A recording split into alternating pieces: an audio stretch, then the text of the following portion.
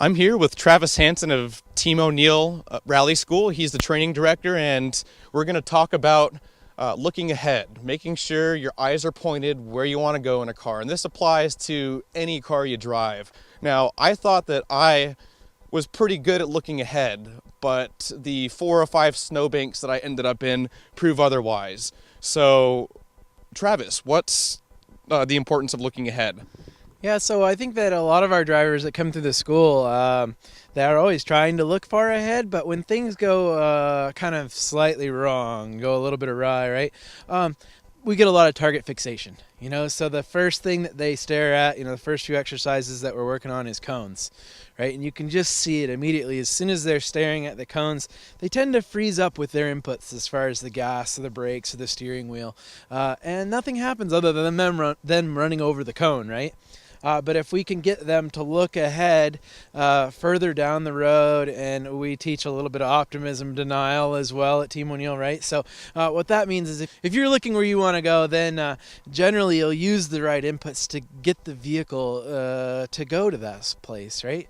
But as soon as you're staring at something that you don't want to run into, you tend to freeze up. It's kind of like the old adage, like if you're in Iowa in a snowstorm and you're driving down the interstate and there's one tree in Iowa, right? You're going to stare at it, you're going to hit it.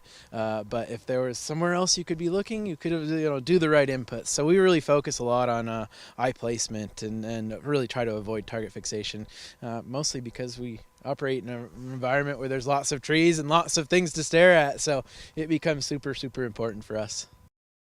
So the idea of being a rally driver and driving kind of fast through the woods is that it's really important not to target fixate on anything, right? There's lots of objects you could stare at, trees, rocks, cliffs, whatever. So we always are trying to look where we want to go as much as we possibly can. And that might mean, that the vehicle is kind of sideways to the road, but I'm looking where I want to go, right?